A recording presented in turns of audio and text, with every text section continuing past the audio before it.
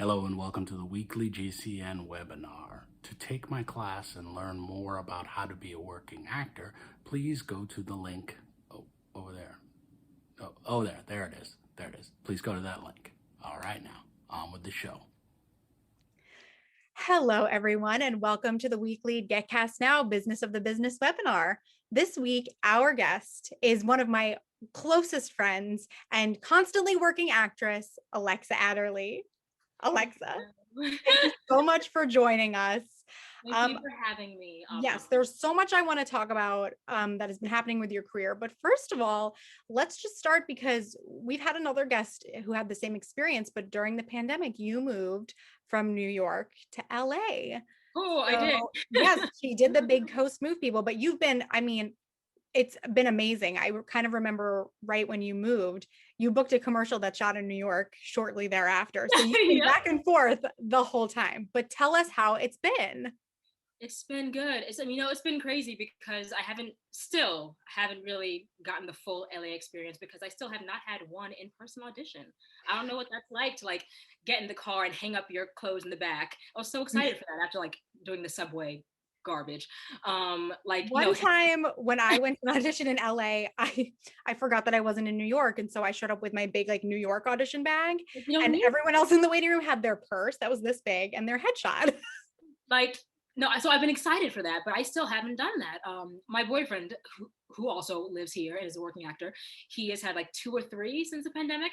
All of mine have been either self-tape or a Zoom or Blue Jean situation. Wait, what's that? It's another thing. It's another Zoom situation. No kidding. Oh, well, I'm learning something today. Had no idea. It's called Blue Jean.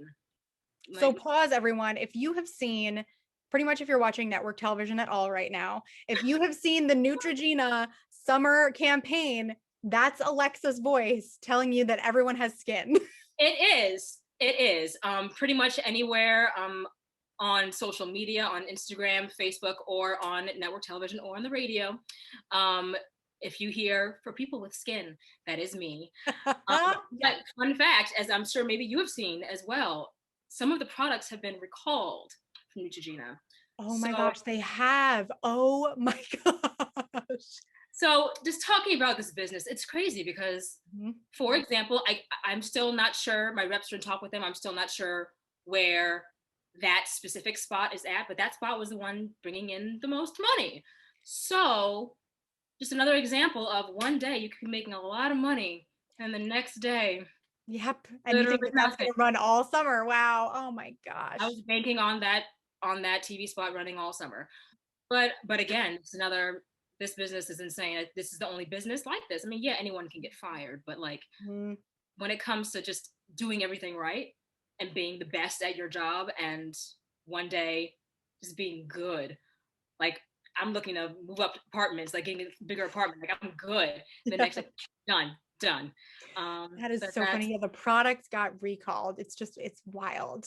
Also, talk to everybody a bit about, because that was you just started, did you get your mic for at home during the pandemic? I did. Yes. I've had my mic for, I want to say, around a year now.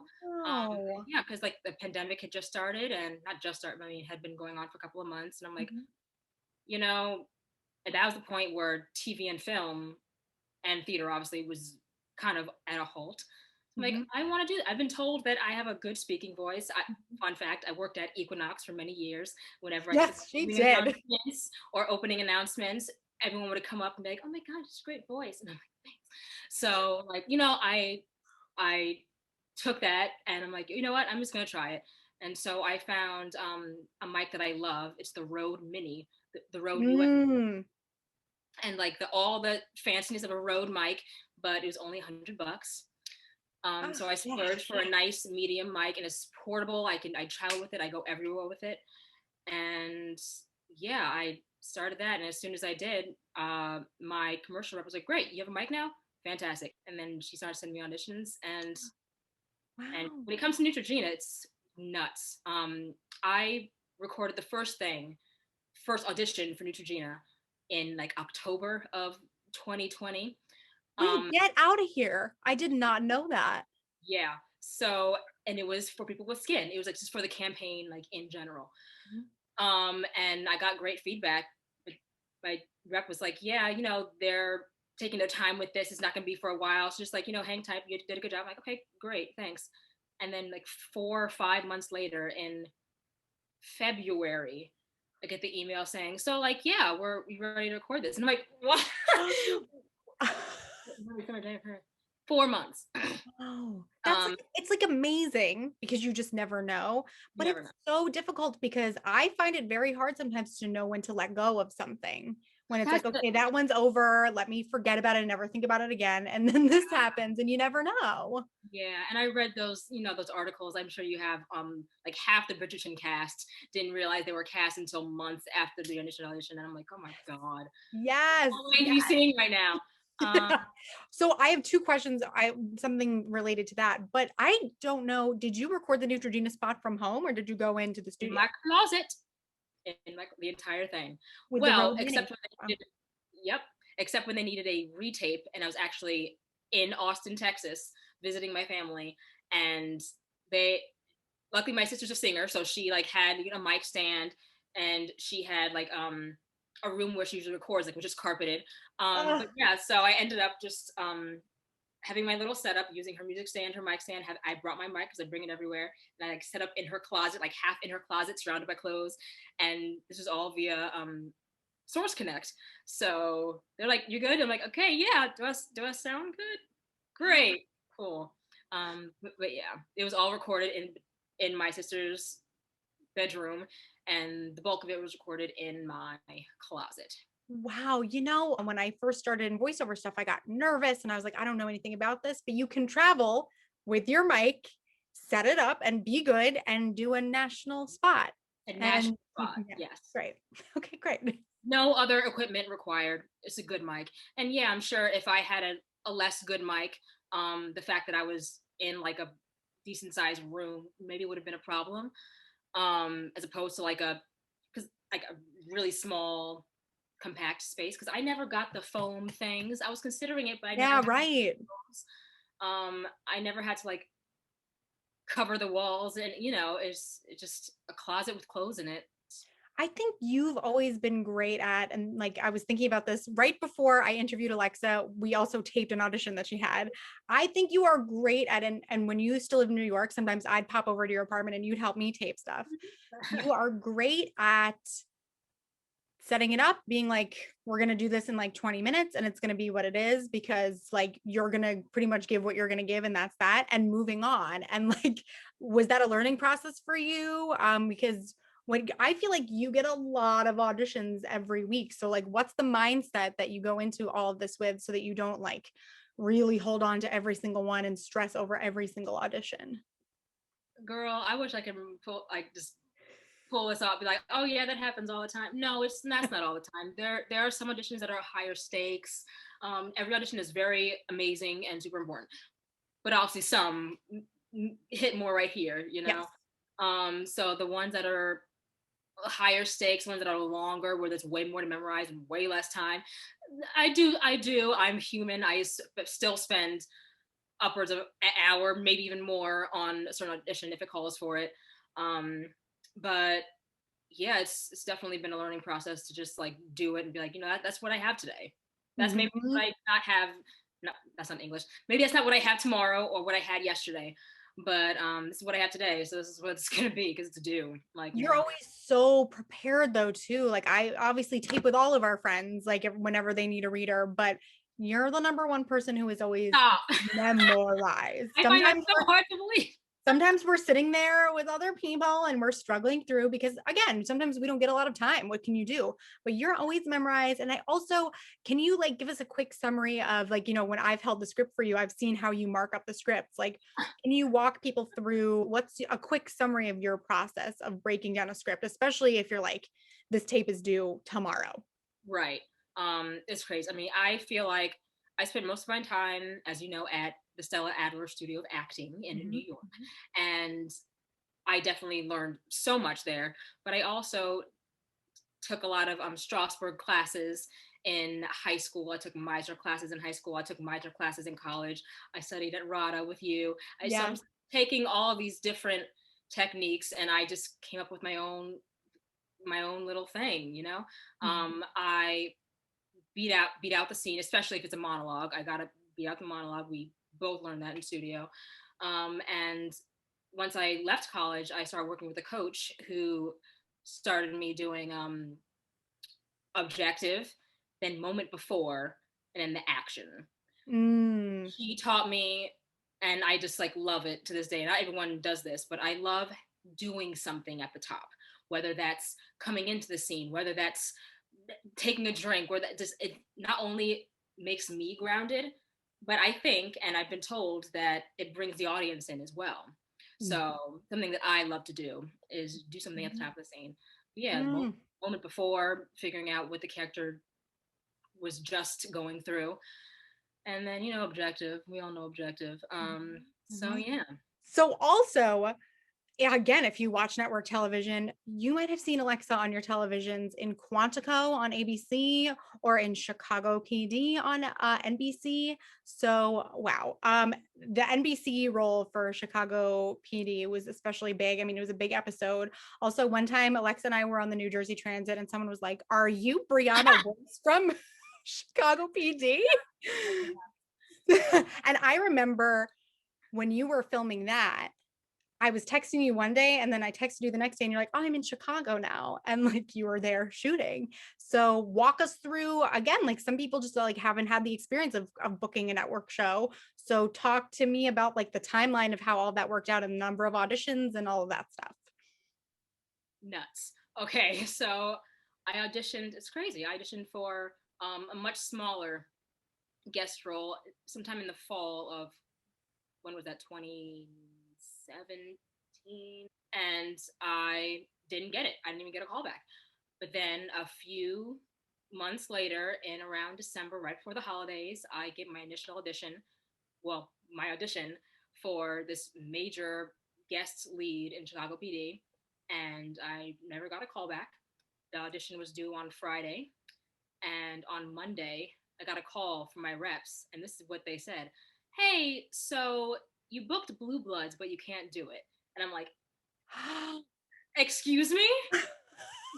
What? And I had never booked a network show in my life. And I'm like, rephrase, please.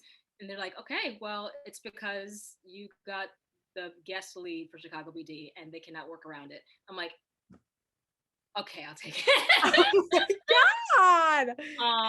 So that was right before the holidays. So, because I usually don't get this much time with network television, it's like quick. But because it was the holidays, I had the holidays to like print out the entire episode script and like go through the entire thing, because I was in a lot of it. They flew me out to Chicago for one day for the fitting.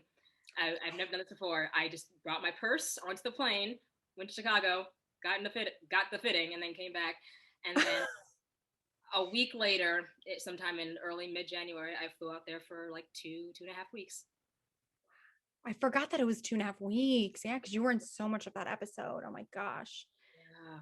And that role, and your role in Quantico, who for sure required some pretty like high stakes emotion from you.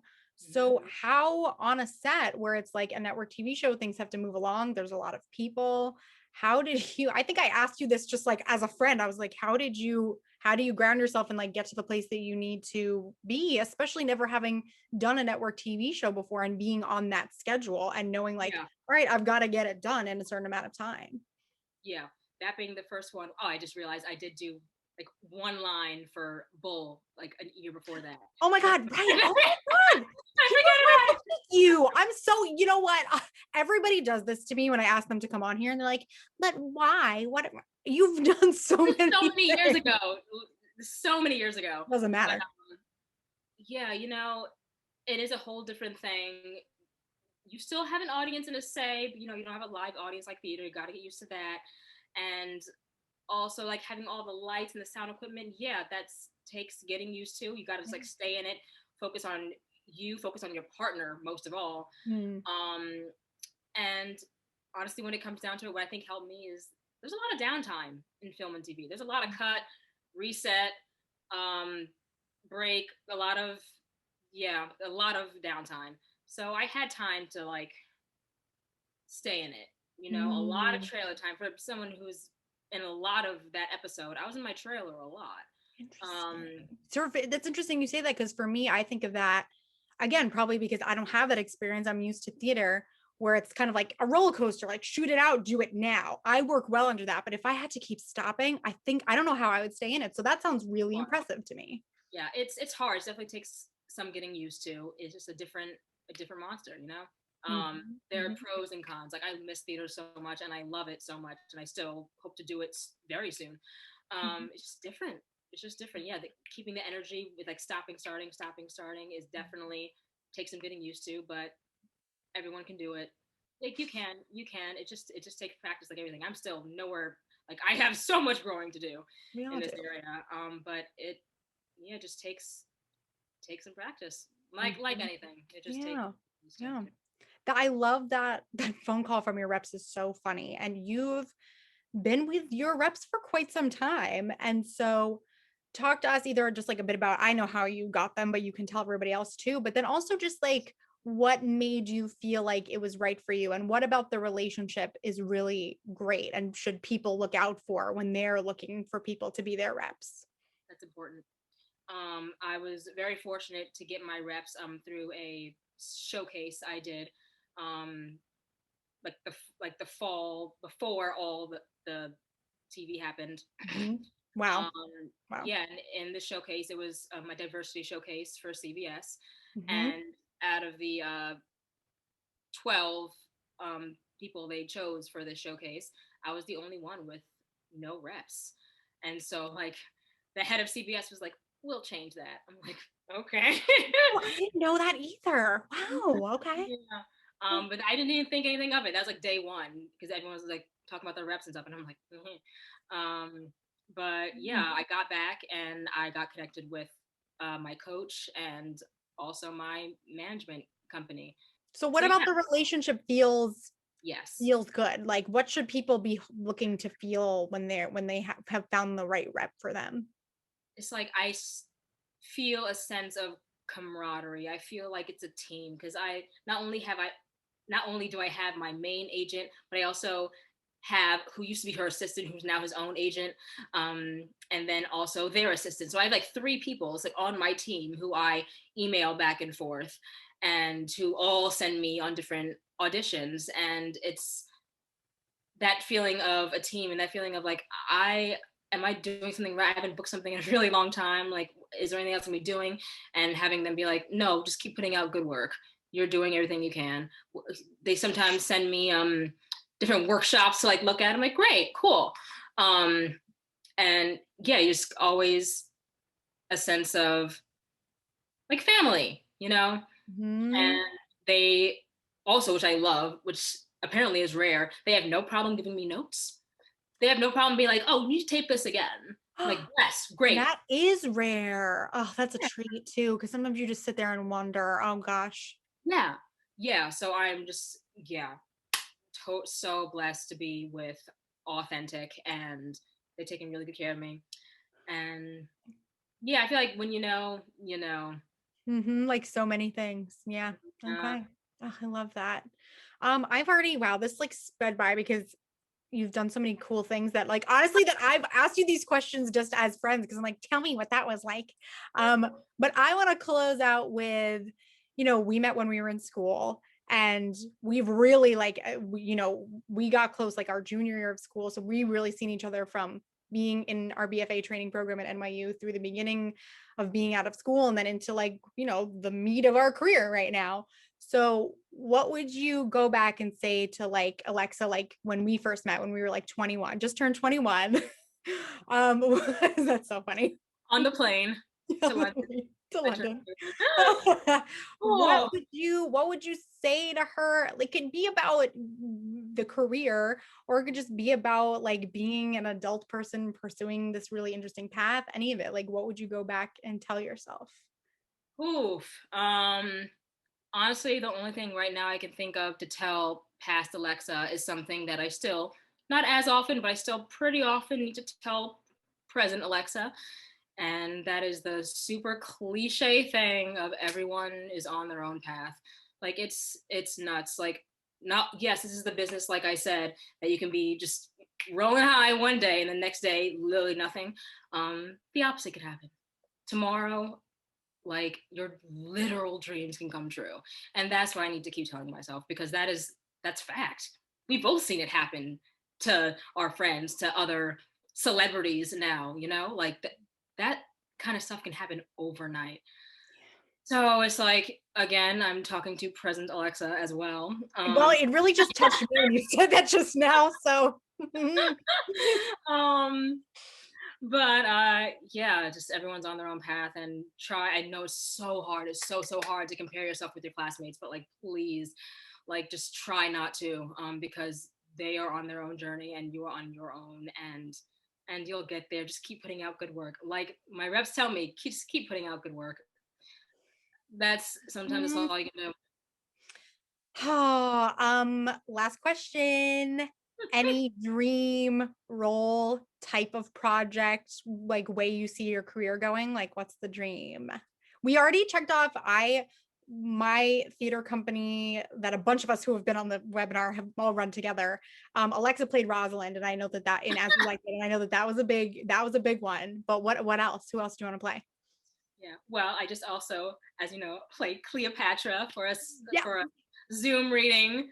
So Love good. that. He's so good. It was really fun to play someone who, like, age-wise, I'm not quite there yet.